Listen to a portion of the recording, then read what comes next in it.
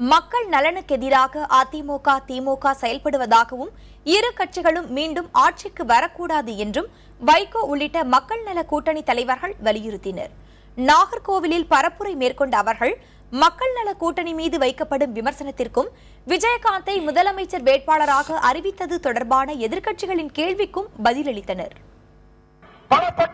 இடம் கொடுக்காதீர்கள், 5 கட்சி தலைவர்கள் படை கொண்டு செல்லுங்கள், எந்த இடத்திலும் அனுமதிக்காதீர்கள், இரவு பகல் சுற்றி சுற்றி வாருங்கள், பணம் கொடுக்க வந்தால் பறித்து செல்லுங்கள், தேர்தல் கமிஷனுக்கு தகவல் சொல்லுங்கள்.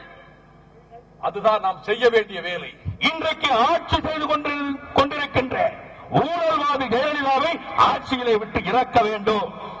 ஜெயலலிதாவை மீண்டும் ஆட்சியிலே ஏறாமல் தடுப்பது இன்றைக்கு ஏற்பட்டிருக்கின்ற இந்த தேமுதிக மக்கள் நல கூட்டணி என்பதை மட்டும் நீங்கள் மறந்துவிடக் கூடாது.